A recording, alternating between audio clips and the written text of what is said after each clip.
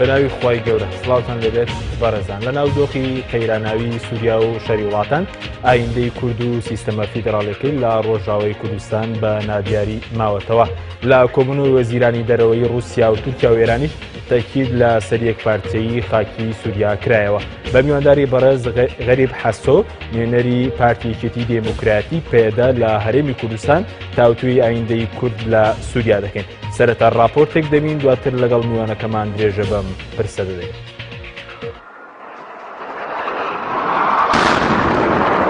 لەناو دۆخی خێراناوی سووریا و شەڕی وڵاتە زلهێزەکان ئایندەی کانتۆن و سیستەمی فیدراڵیەتی خۆراوای کوردستان بە نادیاری ماوەتەوە. دوای هەڵگیرسانی شۆڕشی گەلانی سووریا لە ساڵی 2011 لایەنە کوردیەکان توانیان ناوچە کوردیەکان کۆنتڕۆڵ بکەن و ئێستا کورد لە سەدا 16 خاکی سووریای لەژێر دەستدایە. لە ساڵی 2014 لە خۆراوای کوردستان سیستەمی کانتۆنەکان ڕاگەیاندرا کە پێکهاتبوون لە هەر یەک لە کانتۆنەکانی عەفرین و جەزیرە و کۆبانێ. پاشان لە مانگی 3 ساڵی 2016 سیستەمی فیدراڵی ڕۆژئاوایی کوردستان ڕاگەیاندرا. لەلایەکی ترەوە هێز و لایەنە کوردیەکان لە خۆراوای کوردستان ناکۆکن و دابەش بوون بەسەر دووبەرە. یەکەم ئەنجومەنی نیشتیمانی کوردی سووریا ناسراو بە ئەنەکەسە کە پێکهاتوون لەو هێزانی لە پارتی دیموکراتی کوردستانی عێراق نزیکن. دووەم تەفگەری جڤاتی دیموکراتی ناسراو بە تەفدەم کە پێکهاتوون لە کۆمەڵێک هێز و پارتی یەکێتی دیموکراتی پێدا سەرپەرشتیانەکات. هەردوو لایەنەکە یەکتر تۆمەتبارەکەن بە ڕەچاونەکردنی بەرژەوەندیەکانی کورد لە کوردستانی سووریا. پەیەدا پارتەکانی ئەنجومەنی نیشتیمانی کورد لە سووریا تۆمەتبارەکات بە دژایەتی کورد و جێبەجێکردنی پلانەکانی تورکیا و پارتی دیموکراتی کوردستان. هەرچی ئەنجومەنی نیشتیمانی کوردی سووریاشە پەیەدا تۆمەتبارەکات بە تاگڕەوی لە دەسەڵات و پەیوەندی هەبوون لەگەڵ ڕژێمی سووریا. کورد ئێستا لە سووریا خاوەنی سیستەمی فیدراڵیەتە بەڵام نازانرێت ئایندەی کورد لە سووریا لە نێو ململانەی وڵاتانی زەریێز چی بەسەردێت. لە دوایین کۆبوونەوەی نێوان وەزیرانی دەرەوەی تورکیا و ئێران و رووسیاش ڕێکەوتن لە سەرپاراستنی یەکپارچەی خاکی سووریا. بە بڕوای چاودێرانیش لێک نزیکبوونەوەی تورکیا و رووسیا کاریگەری خراپی لەسەر ئایندەی کورد لە سووریا بێت. لە دوایین لێدوانیشدا ڕەجەب تەیب ئەردۆغان جارێکی تر دژایەتی تورکیا بۆ دروستبوونی هەرێمی سەربەخۆ لە ڕۆژاوای کوردستان دووپات کردەوە.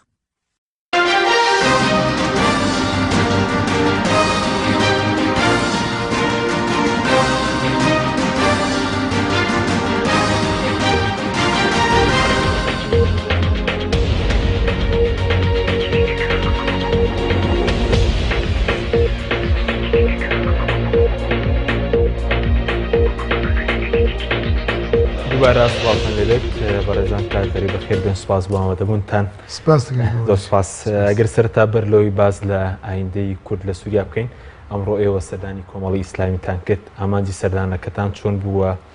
سەردانەکەتان ئیجابی بوو؟ سپاس دەکەم. نایمە ئەم وەکە نونەرتیا پەیەدە لە باشووری کوردستان ئەم تێکلدارن کاری مەیە ئەرکێ مەیە بە هەموو پارتیین کوردستانی ڕە بدن بستینن di nava dandin û standina dibin. Her çi partî dibe kêşe niye? Partiyekî Kurdistanî be, Kurd be, İslam be, Sinnî be, Êzîdî be, Xristiyan be, tiştekî got xizmetekê bike, alîkariyekê bike û partiyekî bi rastî jî yanî ku em bêjin bê ferq û cida ême em didin distînin. Yani çawa têkilê me bi hemû partiya re ne yek jî Partiya Komeleyê İslam yani. Em zûdê hevdin nas dikin ama çûndin hatin nîne. Ji bo ku çûndin hatin çêbe nîz ve em hevdin nas bikin bidin bistin têkilî xurt bibe, baş bibe. Me xwast ku me xwast yani weke peyede em serdana Komeleyê İslam bikin û taybet birêz Alî Bapîr destê we sabê wî jî sabe bixwe jî amade bû pêşwaziyekî me jî xweş kir yani em gelekî kêfxweş bûn di vê hevdîtinê de çunkî êşa guhey êşa me herdû aliyan e herdû partiyên pêdêşin her wiha belkî Partiyên Kurdistanî hemî jî pêdêşin çunkî di hevdîtina îrû derkete pêş weke cenabê Alî Bapîr jî digot rojava bi sîstema xwe bûye nimûne çareseriyê bi berxwedana xwe û bi tekoşîna xwe û bi tekoşerên xwe xurt jin yani meqsed ew bû yepeke û yepeje cihê serfirazî ye cihê şehnazî ye yani ev tê diyarkirin şexsê birêz Alî Bapîr de û helwesta کومەلەی ئیسلامی کوردستان de ev derdikeve pêş yani her çi qasî got rojava û başûr sînorek heye têrî hezkirin wê sînorê nas nake piştgirî sînora nas nake ew rehma got hey rehm û baweriya got di dilê hevalên komele de me dîtin bi rastî jî sînora nas nake hewlêsî komal li barî doxî Kurd li Sûriya berz denirxînin yani li gorî van 5 salê got Rojavayê Kurdistan derbasî 6 sal hêdî dagirt yani van 6 sala de helwestê hemû partiyên Kurdistanê taybet başûrê Kurdistanê tê diyarkirin tê naskirin û mekan û zemînê got her partiyek tê de naban li bû tevgerê de hereketê de ev di Rojava de tê naskirin yek jî Partî Komeleyê İslamî Kurdistan îro gelê Rojava ji nêz ve vê partiyê dişopîne û nas dike her bi zihniyek û fikrekî İslamî ama İslamiya got Komeleyê İslam dişopîne û dide meşandin cidayî got ew kesê gon bi navê İslamê ticaret dikin bi navê İslamê teror dikin bi navê İslamê texrîbatê herî mezin dikin nimûne xastin got İslamê weke teror bi kar bînin bi navê terorê de îş dikin vana lê ema xelkê me Rojava helwestê komele İslamî Kurdistan wisa nabîne rastiya İslamê di komele de tê diyarkirin me jî di hevdîtinê xwe de gorî naskirina me li ser komele em jî vê rastî di komele de zor baş spas dikin eger bînî ser berdoxî Sûriya êsta legal ew şerêkir li Sûriya heye êsta jmarê Kurd li Xwerawayê Kurdistan çend e û êsta Kurd li seda çendî xelkî Sûriyayê li jêr kontrol daye niha Rojava yani berî got van biyarna çî bibin li Sûriyê de hejmarê gelê Kurd 3 milyon nîv yani 3 milyon nîv 3 milyon nîv hebûn yani li piştî gova aloziyê got di Sûriyê de dest pê kir her tu bixwaze naxwaze çawa xelkê Sûrî koçber kir gelê xelkê Kurd jî koçber kir yani ew koçberiya got ji aliyê Rojava de çîbî eger got nisbetî em bihesbînin li gorî xelkê Ereb li herêmên dîtir Sûriye ême Kurda kêm e lê ji ber hindik e ama çi qasî got dema got koçber dibe gewre tê diyarkirin ew bixwe kêm koçber bûne êna tenê em bêjin li Rojava sê kanton hene sê kanton hene kantona Cezîre heye Kobanî heye Efrîn heye na heta na kantona Efrînê de 1 milyon mirov belkî zêdetir jî jiyan dike 1 milyon mirov tê de jiyan dike li kantona Cezîre kantona herî gewre mestirîn kantone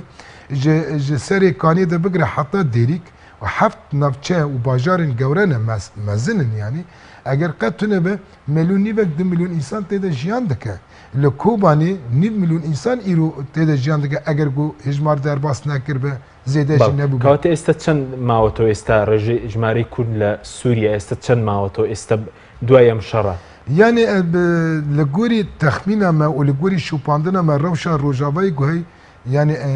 belkî 9 milyon însan koçber bibe 9 milyon kes koçî kiriwe bo şera erê çînkî ihsaiyekî tam nîne ihsaiyekî tam nîne mesela destpêka aloziyê de digotin 350,000 koçberî Rojava li başûrê Kurdistanê de êsta em pê dikevin 100,000 însan jî dernakeve ev 250,000 duj ku de çû qismekî wanî gewre vegeriyan Rojava kiriwe li Xwerawayê Kurdistan bo herêmî Kurdistan hatûn bo başûrî Kurdistan yaxud rûyan li welatanî derve kiriwe yani normalde dema got welatekî de alozî tê de hebe ew kesê got koçber dibin tenê li ciyekî niştecîn nabin her tu bixwaze tim cavê xal deverekî ewleye deverekî gorî got ew difikirin ewle be aramî be aborî tê de hebe jiyanek tê de hebe koçberî tim vê dinere her koçberî mesela xelkê me Cezîre berê xwe başûr qismek ji ber sînorê Bakur jî bi me re heye heta Efrîn 600 kilometr sînorê Bakur heye hinek berê xwe Bakur hinek çûne Tirkiye piştî demekî dîtin jiyana wan ketê tehlûkê îş nîne kar nîne jiyan zehmet e qismekî berê xwe nibe da çû Rojava bi biryarekî got em vegerin ser axa xwe ew xelkê got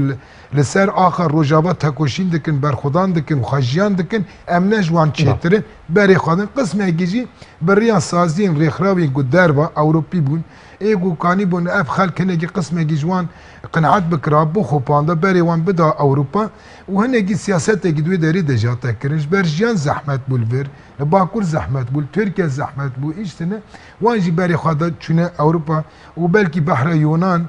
آبا یونان شاهد گو چقاسه انسان دوی داری ده هاته فتساندن ده آبی ده هاته کشتن یعنی مالبت تمامی هاتنا کشتن سبب چی بود؟ سبب کشبریه بود ام چقا بیجن نبینج ام کشبری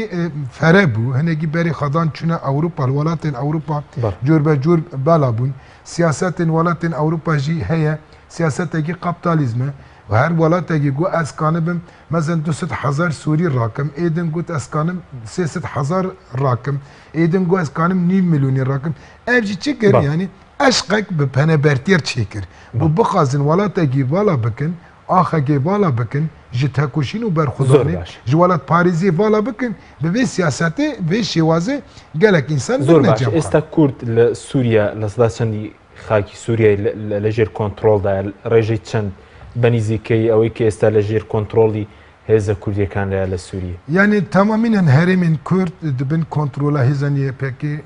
yekînên parastina geldin. YPG û YPG. Hiç şwênekî xakî Kurd nemawe li Sûriya Kurd kontrol nekirdibe? Na, şwênekî xakî Kurd nema tenê deverek bû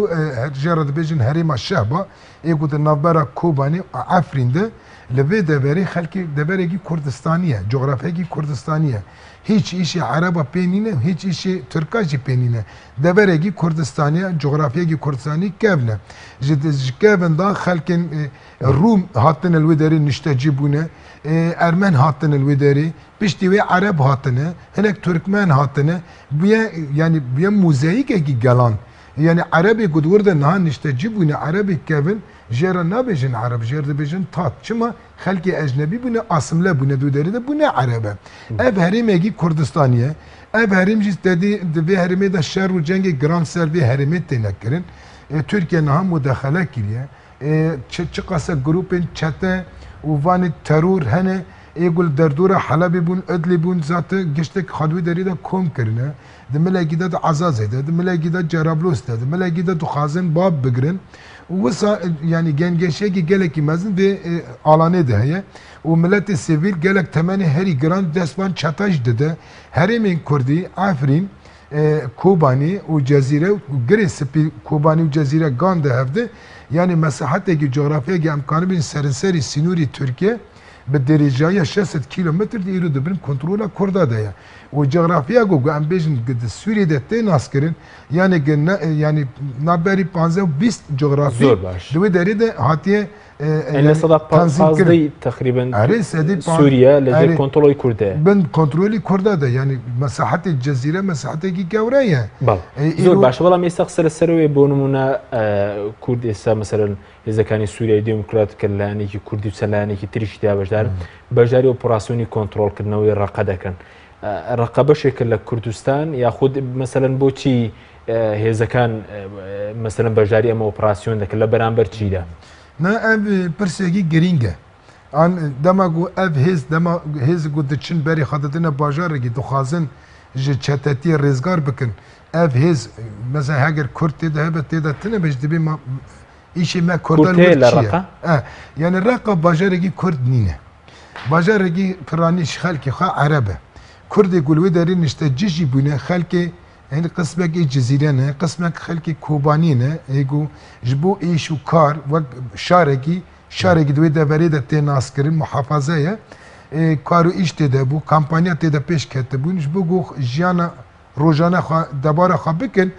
yani negu kujbun ama hamu xalq الوداري كومبو تاخي كرداجي دراقه ده هنا تاخي قورانا وقت تشاغل حلبنا للراقه جنا استشرماون مثلا كجركي كرديه بيننا والرقه استكلاجي كنترول داعش دائما حمو الراقه بن كنترول داعش تاخي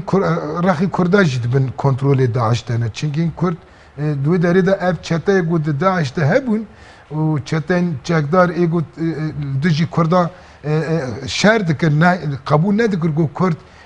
باجارێکی وسا دەبینن دەگو ون کوردن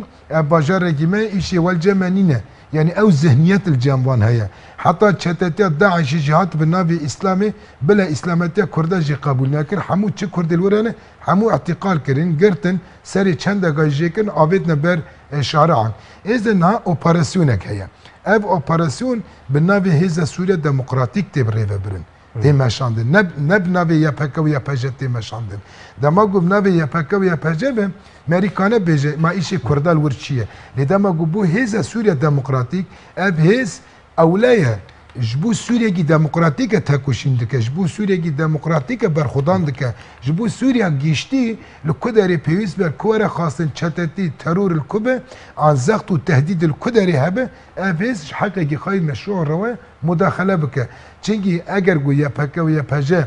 di nava Hêza Sûriya Demokratîk de cicî girtibin di aynı zamanda hêzin Erebcî baş بەڵام قسە لەسەرەوەی کە بەرز وتت باژێرێکی کوردی نییە بۆ نمونە ڕقە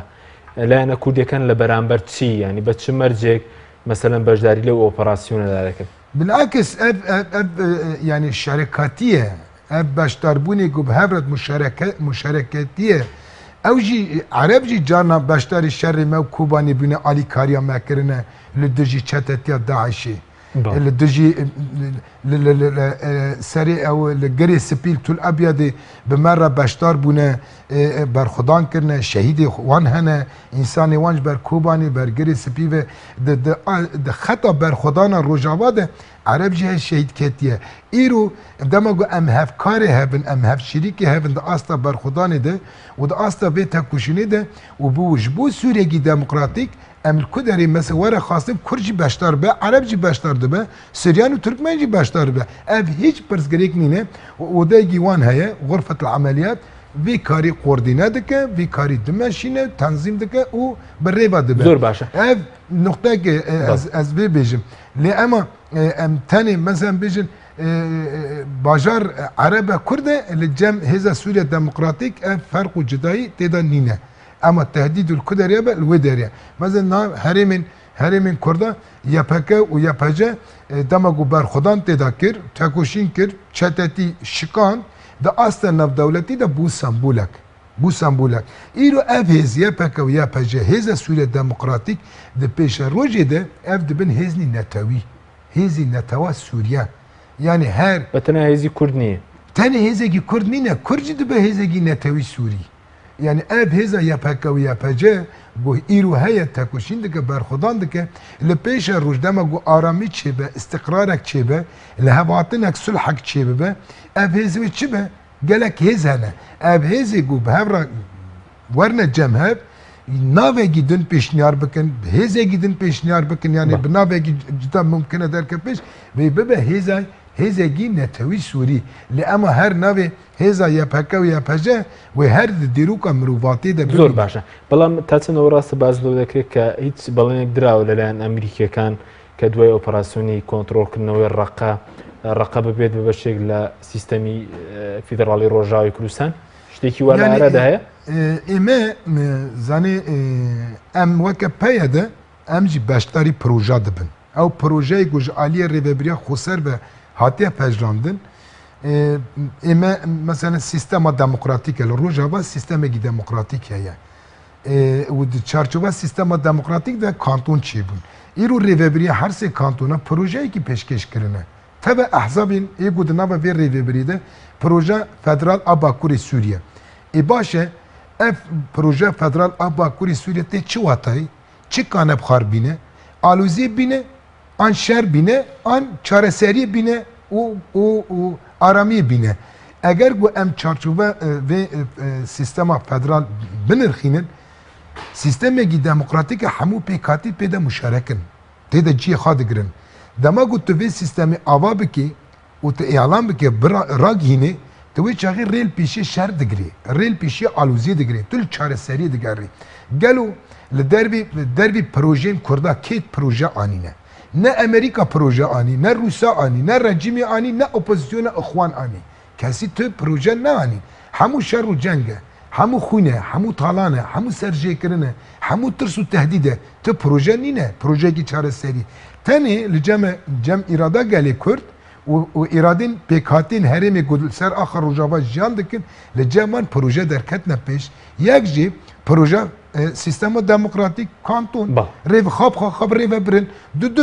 جوی زیدتر سیستم فدرال ایدما گو مثلا بیجن رقی رزگار بکن عجب رقی ببه فدرال پشتی رقی بچن در زوری جی احتمالا بچن بابی جی احتمالا بچن بری خوابتن عزاز جی احتمالا بچن جیه گیدن او نه شرط گو هرمی گوهر رزگار کرن ببه فدرال سپاس دکم ناوبرێک من هەیە دواتە گەڕێنەوە لای بەڕێستان بەڵێ بینەرانی بەڕێز ناوبڕێکی کورت وەردەگرین دواتە گەڕێن وڵاتن لەگەڵمان بێنەوە. بەرنامەی ئەمڕۆ بە سپۆنسەری کۆمپانیای ئەسێ بۆ بازرگانی مۆبایل شیری ئاڵتونسا. ئەسێ یەکەمین مۆبایلی مارکەی کوردی کۆمپانیای ئەسێ بە لە بەرچاوگرتنی قەیرانی دارایی مۆبایلە تایبەتەکانی دەکاتە قستی مانگانە Q4 14,000 دینار Q5 17,000 دینار پەلە بکە بەبە بەخاوەنی یەکێک لە مۆبایلەکانی ئەسێ کە دوو مۆدێل و 4 ڕنگ لە خۆ دەگرێت بە قستی زۆر گونجاو. ئەسێ پێشەنگی تەکنەلۆژیای نوێ.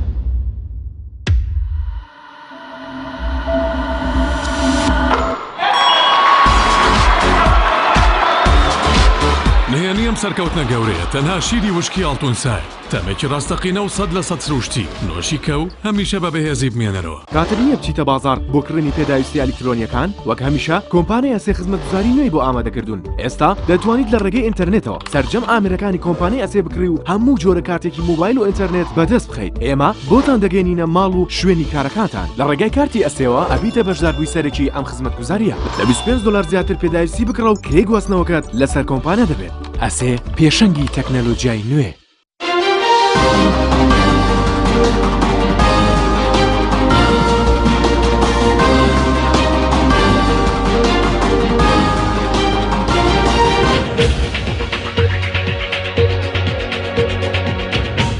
دووبارە سڵاتان لەبێت بەڕێزان کاکەریب سەبارەت بە مەسلەی فیدراڵێتی ڕۆژاوی کوردستان لەو ماوەدا وەزیرانی دەرەوەی رووسیا و ئێران و تورکیا لە مۆسکۆ کۆبوونەوە و هەر سەلایەن تەکیدیان لەسەر مەسەلەیەک پارچەی خاکی سووریا کردەوە. ئێستا کورد لە سووریا دەیەوێت جیابێتەوە یاخود داوای سربەخۆبوون وەکو دەوڵەتێک یاخود داوای چی دەکات کورد لە سووریا؟ من دخواست ابجي بقولتها مثلا بحث الرقم فدراسيوني ما قابل دنكر يعني نشرت الرقم ببا فدرال للرقم كان ببا خدي سيستم ديمقراطيك سيستم ديمقراطيك الرقم اذا بيش بكبه انجمان سيفيل تشي ببن انجمان باراستني تشي بن جن خبر خستن بك جوان خبر خستن بك حمو باش جواكي كان الرقم ده دي تشارجوبا سيستم ديمقراطيك ده خبر ببن باجر رقي وسا كان ببن لنا شرط ببا فدراسيون باكوري سوريا قد ممكن بيش روجي الرقم ببا نمونه فدراسيون اورتاي سوريا باديه سوريا جيشتي يعني دير الزور ومنطقين حتى تدمر يجي بتشا لأب نقطه دين جبوبا هفكاري جو نزيكاتيا جو روسيا وتركيا وايران تشدبه يعني براستي ام بو خازن نا خازن يعني دام ما بحث روسيا دك الرجيم جبير çünkü روسيا مخاطب الرجيم اسد ودام جو تركيا وايران جبه جنبده تي واتايا افسي چار سه دولت داگركر دولتين سيستم الرجيم داگركرن وحتى نهال تجي اراده قلمه شر دکن يعني خطرێکی بخارتینە چاوە خطرێکی بخارتینە نای ئێمە مەزەن ئەمل دوژی پەرچەکردنە ئاخا سوورینە ئەمل دوژی vê انفیسالینە قوتبوونینە ئامە سیستەمە یعنی ئێستا ئێوە وەکو کورد لە سووریا ناتانەوێت ببنە دەوڵەتێکی سەربەخۆ ببن دەوڵەت ئەمکانن ها ببنە دەوڵەت ئەمکانن ناژە ڕاگەن مەری کانتۆنە سیستەمی ڕاگینە مەزەن خۆ بپارێزە پرۆژەی ئێستا ئایا مەسەلەی جیاببوونەوەی لە سووریا یاخود فیدراڵێتە لە ناو سووریا بۆ کورد نا ئێمە ئەم مەسەن ئەوەمە ئاواکردنا دەوڵەتێکی یان حکمێکی دوێ دەرێدا چێ بکن نا ئامێ ئاواکردن و سازکردنە سیستەمێکی ڕۆژتاندنە سیستەمێکی دەموقراتیکێ و vê civakê azad bike vê civakê bike civakekî azad û bi xwedî îrade xwe bixwe bi rêve bibe xwe bixwe çarçove sîstemekî demokratîk de xwe nas bike çînkî کەواتە پرۆژه ئێستا و جیاببوونەوە نییە لە سووریا انفیسال نییە لە سووریا نه çinkî projê me federal behsa ew ê nakin fîsalê nake ji vê nimûzêca federal Bakurê Sûriyê ber ve Sûriyekî federal û demokratîk em biçin gerek Sûriye hemî bibe federal lê ev dema ku Sûriye bibe federal ne ku tê weta işte cibcikkirina Kurdan pekî em ê çawa jiyan bikin yani ew merhele zirûf zamanê ku em tê re derbas dibin pêvajoya ku Kurd tê re derbas dibe belkî ne müsaide lê tiştê herî ewle herî meqûl ku kanibe bibe sebebê çareserkirina hemû pirsgirêka serê de jî pirsa Kurd sîstema federal زۆر باش بەڵام تا ئێستا ڕژێمی ئەسەد مامەڵە بە فەرمی مامەڵە لەگەڵ سیستەمی فدرالی دەکات بۆ کورد لە سووریا نه سیستمێکی دەسەڵاتدارە ئەسەد سیستمێکی هین yani erê nelser axa Kurdistanê ne hakime li hin zihniyet مامەڵی لەگەڵ کات بە قبول nake قبول nake ئەی رووسیا ئەی ئەمریکا ne قبول nake çinkî mesela dema ku ev proje tê pêşkêşkirin yani hinekî de welatên biyanî welatên Rojavayî bêdeng dimînin hinek dibên baş e hinek bêdeng dimînin tenê Türkiye dibe ez kabul nakim İran dibe ez kabul nakim rejima Esed dibe ev çi federasyonu ev çi federaliye aslen tiştekî wana dibe men nîqaş nekiriye çima kabul nake welatên biyanî kabul dikin ama dernaxînin çünkü hin merhele negişte wê astêya ku heta na herkes Kurda alî askerî de destek dike ne wisa alî askerî de destek dike peki alî siyasî de çima destek nakin yek jî nimûne dema ku vê proje federal bife jî kabul bikin erê bikin demek ki wê çaxê tê wete naskirina îrada gelê Kurd alî siyasî de ji bo vê hinekî mesela bercewendiyê van welata taybet bi welatên dagirkerên Kurdistan re weke rejimî Baas rejima AK Parti û rejimî Îran bercewendiyê van welata hêdî giştî astekî ka ez bercewendî biparêzim an têk biçim ئەی زۆر باشە بەرز دەڵێیت ئەسەد ڕژێمی بڵەونە فیدراڵەتی کورد قبول ناکە بەڵام باز لەو دەکرێت مەسەلەن ئێستا بۆنونە پێدا پەیوەندی هەیە لەگەڵ ڕژێم پەیوەندیتان هەیە لەگەڵ ڕژێمی سووریا ئەگەر پەیوەندی هەبێت لە پێناوی چییە بۆش بۆ نمونە خەڵک پرسیارەکە مەسەلەن پەیوەندێک لەسەر ئەساسی چییە yani ev 6 salın nizika 6 sala bu ku em bi alîgirên rejimê têne tambar kirin û tiham kirin yani hatta roja îro jî rejimê nikanî bû wêneyekî yani yê me wê xwe bida nîşandan ku bu tavaya ev nav min re ku heta ku kanibe xelk qenaetkirin bidin û têkiliyekî me û rejimê bi hev re heye tiştekî wisa nîne her tim yani hiç peyvendektan lەگەڵ ڕژێمی سووریا ne tiştekî wisa nîne yani van salên derbas bûyê de me û rejimê dehê caran şerî hevdî kiriye me ji hevdê xwîn orta بەڵام بۆ ئەنە کەسەوە تۆمەتبار دەکا بۆی کە مەسەلەن سا ڕژێم لە ناوچە کوردیەکان هەیە سوپای ڕژێم هەیە yani dema ku em bi rejimê re bidin bistînin em yani ceme em hesabê ene kesên nakin a îro vê demê de dem hatiye merhele amadeye hêdî em çi bikin em kanin vê rejimê re bêjin ka de were fermo em danişin em bêjin ama berê me şerî hev kiriye em dijminê hevin rejim tê hêvî ji rejimê nêkirin ez li benda rejimê nesekim ku rejim ewekê îşaretekê bi mixîne wîsamekê xilatekê bi mixîne û bêje te federasyon çêkiriye baş e rejim nabêje ez bi kedê xwe tekoşîna xwe rejimê jî bîlme ser masê lê em van salê derbasî milekî de Tirkiye û ji milekî de enekese û milekî de hev şîrîkê wana hemû îmkanê xwe ragandin û propaganda xistine ser me ji bo ku me reş bikin me tarî bikin me teşwîh bikin bi têkildarên rejimê re û bi têkildarên nizamê kê re û em ji bo kê dixebitin nizam ji bo kê dikin şibih welatek li Rojava hate kirin ew jî her tim li bendê اتهامات و تنبارکردنا من سیاست گیرسا کرد. بس وکو پیوندی و حوار و گفتگو هیچ نیست لنیوان. نه حتی نه. کرد و رژیم لسوریا. نه حتی نه چه نبیه لی افدمگه هولدانه کی روسیه هیه. هولدانه روسیه هیه. بلکی ونجی دشوپینن. بوتی لسر مسئله اوی کوتوی شبیه لنیوان کرد و اسد. لەسەر فیدراڵێت و کێشەی کورد سەر هەر توشتێکی سەر کێشەی سووری گشتی سەر پرسگرێکی سووری گشتی ji بۆ ئیدی پرسگرێک بێنە چارەسەرکردن پێویستی ji بۆ پرسگرێک بێنە چارەسەرکردن احتیاج و پێویستی هەیە و هەم ڕێجیم ژی و هەم دەوڵەتên ڕۆژاوای bi îrada gelê Kurd qebûl bikin bibînin qebûl bikin çinkî derbê îrada gelê Kurd باشە رووسیا دەستی پێ کردووە ئێستا ئێوە کردووە لەگەڵ بەری دەمەگەل حمێمە جivîn çêbûn hemû ehzabên di nava rêveberiya Xweser de berê xwedan çûne Hemêmê li bajarê Latqiyê qaîdegî Rûsîl wir heye li wê derê hemû partîn êku me got êmey Rojava berê xwedan çûne wê derê hevdîtin bi şandeyekî Rûsî askerî siyasî rekirin armanc ew bigû hinekî va kombûna bibe wesîle dandin û standinê wesîla hêdî mufawadat çêbin muzakarat çêbibin çinkî Rojava bû waqeek hêza parastinê bû waqeek civaka Kurd bû waqeek hêdî tîk û tu tê înkar bike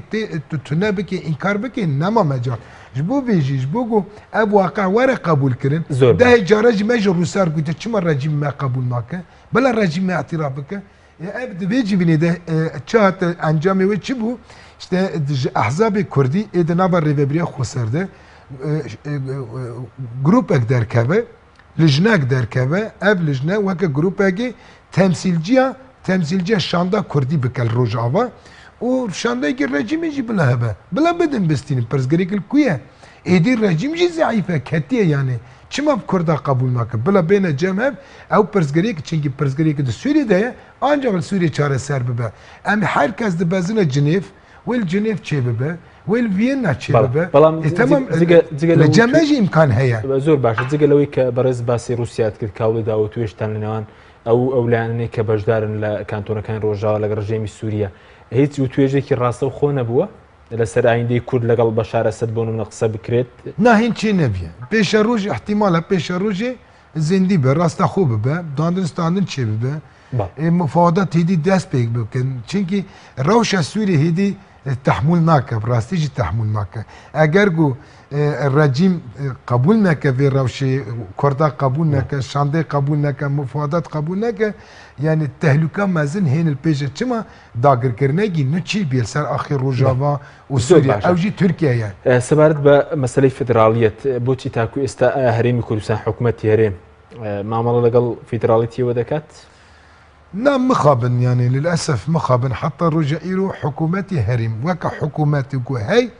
حكومتي هرمي كردستان تبش جريا روجافا هيج نكين بوتي ونا دستك دايه وكا حكومات ازدبيجي نوسينغتان يعني كانتونا كان روجافا هرمي كردستان تكلي مالفيداري باحزاب راهي يعني حكومات نينا اما حزب هنا حزب مرة تيكل دارل يعني هاجرجو شريكي حكومتها هرمة كردستان جانا ببورينا حزب حكومات بمرة تيكل دارل لأما بالنافي حكومات جشتي تشتك تيكل داري نينا داوتان كدو بونا من نوسينغي كانتونا كان لهولير بكريتو ورقتان بين درابت لا الهولير نوسينغي ما نينا وروجا داوتان كدو ما مطالبة جيكر ما خاص نونرتيا بيادي دسبيك الهوليري با نونرتيا تفدا من الهوليري هبا نونرتيا ريبريا خوسر الهوليري هبا ام خابن برادراني بارتي ديمقراطي كردستان سوز ددن اما بيغنينن وي تشاري بيغناني وام قبول نكرن ودد يعني دوساغو فان 6 سالا ده بروج ابار تيكل دار بانا دستك داين بانا بيارمتي بدانا وی روش باشوری کردستان وی گلکی باش ببا و اف آلوزه گود باشوری کردستان ده هیچنا آلوزه وانی سیاسی بلکه قد تنه باشی چیما بلکه تنه باشی چیما تنه با چنگی بنابی حکومت پارتی دموکراتی کردستان بنابی حکومت روز آوا و باشور هف قد کرد لیامن همبر بیدنگی با پارتین باشور بیدنگی پارتی گود نبا حکومت ده وسما خنده کولا سینورگر نشت مو علاج در باس به زور باشه بلا یارمتی بچش بو روجا پارتی مثلا پارتی دموکراتی کردستان و سروش حکومتی لو روجان دا مثلا رخنی لا دەسەڵاتی ڕۆژاوی کوردستان وتی دەسەڵاتێکی تاو دیکتاتۆریە یعنی بۆ نمونە باز دەکێت کە بۆچی مەسەلە ئەنە کەسە و لایەنەکانی تر بەشداری پێ ناکرێن لە مەسەلەی ئیدارەدانی ڕۆژاوی کوردستان لە کانتۆنەکان مخابن يعني او جي قوتنا را پر شاترن پر زیرکن جي قوتنا بروباغاندا را پر زیرکن زیرکن لپروپاغاندا اما براتيك ده براتيكا كردواريه ده مخابن نينه اگر قلت براتيكا كردواريه ده هبانا رایدارین پارتی دموکراتی کردستان حوجت ندکر اب آلوزیت نبرا سرخط سینوری رو باشور و روجاوا حمیدار کرد. بونم نوچه آلوزیه کلنی. اگر گو ام دستالدارن و رژیم بحث ما باشتر دبینه تمام بلا دستالداری خواهی بنرخینه که سروک پارلمان که وزیر پاراستن پیشمرگه که پارلمان کردستان که احزاب دنبا حکومت تده سالنیوان کم دستالات ایوپیتان و زیادت دموکراسی او خودتان به دموکراسی ترزانی او هرمی کردستان نه ولی دموکراسی هرمی کردستان مخابن نینه کان از تشتکی بیشم او ام شریک مهنه ام تاني پیدا ندر ری ببری خصوصا خلق کنترلی دستالات نکرد خلق عرب خلق سوریان آشور ترکمن شریک منه من سیستم دموکراتیک کا شریک پارتی دموکراتیک کردستان کیه سیستم شریک حکومت هرمی کینه چند کسا پیکتن بلا ازدیا قبول نکن تخنه پارلمانه الاشوریا قبول نکن تخنه پارلمانه بیاکی و تعیین دکن اوجل دربی هجماری پارلمان که سیستم دموکراتیک تو بخوازی آوا بکی تو بخوازی چه که هر کس مرقله ایرو هر کس روجاوا دبینه نموذج هری اوله هری معقول جبو چهار سر کنه همو پرسگری که روجاوا اما کسی که نگوتیم مخابن نگو ام جهری ما کردستان حزنا ام حزد کن ام دو پاریزن خاک کردستانیه آخه ولات مایه ولات بابو کاله مایه جما فیگی مایجی ام با اخفن و رخنجی بکن لأما دماغو پرسگری که وسط تینا خلقاندنش عالی رایدان پارتی دموکراتی کردستان به دبنا سبب آلوزیه دوسا گو پرسگری که کردی بیجم هفته کنگرگی نتوی وره نقاش کرن یک ریزیا کرده وره نقاش کرن بلا او کاریتیه بونمونه بوره تنگاف دکن بلا هو کاریتیه سبونمونه کمالک پارتی روجاوی کردستان لهرمی کردستان هی انا کسا مثلا نوع باز دوکن کرگان پینادری پیشمرگان هی بیان بنو بو روجاوی کردستان یا خود بجاری بکرن لحکم رانی ده هو کارکی تیه مثلا کوان بجاریان پینا کرد خوان نانی بجدار بنیان ایوا بجاریان پینا کن لکانتونا کنده زنی لروجاوا اغلب پارتین کردی روجاوا تکوشین دکن دخابتن چند پارتی کردی لکانتونا کن بجاری؟ 17 پارتی هنه اینا کسی چند پارده؟ 4 پارتینه 4 پارتینه بلکی یک جی هبه 5 بن بلکی 5 پارتی بن ده چارچوبه انا کسی ده نال روجاوا 17 پارتی تکوشین دکن روجاوا سیستم چی بیه قانون هیا حکومت هیا همو پارتی خودشون گوری وی قانونی خود ترخیص دکن اجازت وردگرن چما انا کسی نارو ناگره کیک انا کسی منع عندیه کسی منع نکریه اما انا کسی لهولیر نال به حرکت ناکه همو دندر هولیر و استانبولی ده ولدجي روجاوا ضعفه لدجي برخدان ضعفه لدجي نرخن قال نرخن قال ورقتنا بيداون بجداري بكن بجداري بكن لكن جيجاي وان نينا اگر گوی باشتار ببن داری بکری علاقات خوش دشمنا قط بکن بس بري خابدنا ملات بري خابدنا في خلقي واگر اتفاقي جابون 3-4 اتفاق بري جابون حوجتناك اتفاقي جدا شيكن نقطة قلت ده السكيني دور ده دوام بك اجبارقو انا كاسي حرتم اتفاقك شي وتشتا وندا دكر حريا جدا شي وندا كر هدي تشتل دوراوي نما ارتا تشتي جرانيا جي خاب جراني جي وندا كر دبان سالا ده هدي انا كاسي بالنرين وقناعات تركا دقره او دولتا قلت اخا من بيدك اخا من داقردك او دولتا قو يك ما في كردكي بلدي ساجي قبولناك انا كاسا وكا بيشانجش خارج زور باش سبارت با ناكوكي كان ايوكو بارتي ديمقراطي كيتي ديمقراطي بيدا لەگەڵ پارتی دموکراتی کوردستان لەسەر چی ینی ئێستا بۆ پارتی دموکراتی کوردستانی عێراق ناکۆکیەکەتان بۆ ئاڵۆزە لەسەر چییە و ناکۆکی ئەسڵی ناکۆکیەکە یعنی ئێمە ئەم وەکە پەیدا و پارتی دموکراتی کوردستان ئەم زێدە مەسەن ئێمە وەکە پەیدەم ناکۆکی ئەم کودا دەبینن یعنی ئەم پارتیەکەش بەشێک ji Rojava çünkü غێری مەژی پارتی هەنە ئیرۆ ڕێڤەبریە خوسەرجی هەیە یعنی ئەگەر بوو پارتی دموکراتی کوردستان me hedef digire işi sivila peçiye. İşi xazana peçiye, fakir fakara peçiye. Eğer bu medike hedef, nakuki xabj bu mehene, و مواقع دجمنا دبینه ایوی خلکی فقیر فقر زنبی خاچیه تدخین آبا امبارگو حصار دکی و تو ریل سر مدگری و تو خندق دکولی و تو متنگاف دکی زنبی باز زاروک و کالو پیران چیه دیمه که برده ذهنیت گلجان پارتی دموکراتی کردستان هست نه تنی دوجتیا ما پیاده دکه دوجتیا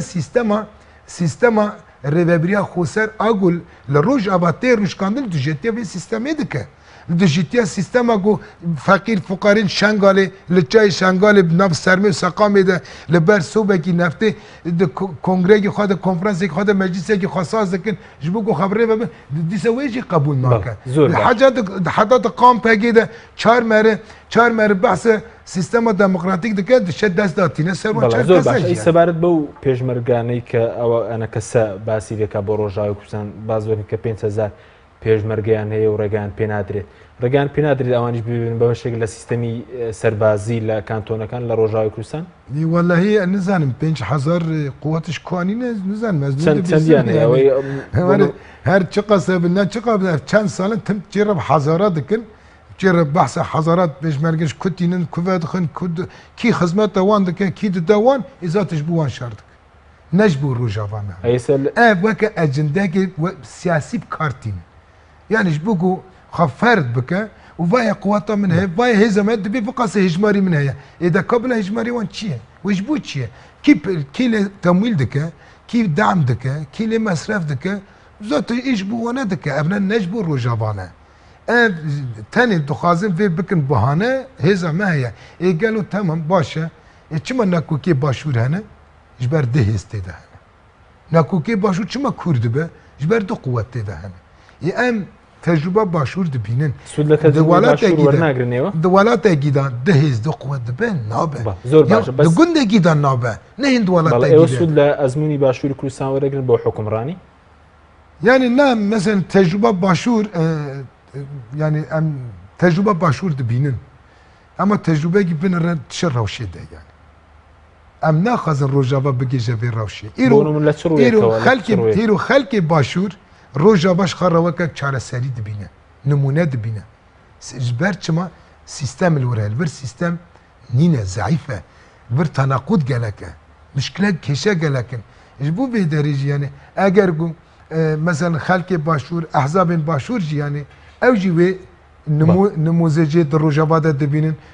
جبو پیش روجا پرسا کورس بو پیش روجو چاره سر کنا پرسا کورس زور باشه روجابا نمونه کاتما کم ما سبارت به مسئله خدمت گزاری کان استابون خدمت گزاری او کاربا لا روجاوی کوردستان چونه يعني هي افجيه كهرباء جايه بري كهرباء تنه بو كهرباء چند ساعت سد تشرين دست چتين داعش تابو حمو صدق اب هبون ده حمود دست چتا دبون دماغو اف صد هاتن رزگار کرن كهرباء چه بود؟ كهرباء چند ساعت؟ نه کوبانی 24 ساعت كهرباء 24 ساعت؟ 24 ساعت متواصله هموی پیشتر نما بو دبر نه خراب بو کمپانیا كهرباء کتا ناب چه دکر تصليح دکر دبر گوبری ساغ ما بو اوج توصيل كن كهرباء هي الكوباني 24 ساعت كهرباء هي الجزيره 18 ساعت كهرباء هي باشه آبجي هي ای باشه یعنی اب پیودین جیان روزانه نه پیوستی گره که هبه اینا افتشت لروجاوا باشه باشه زور سپاس دکن زور سپاس بو برس غریب حسو نونری پیدا لهرین کوردستان سپاس بو بینرانی برس کتاب که استال گلمام سپاس بو کارم تا برنامه تخوانم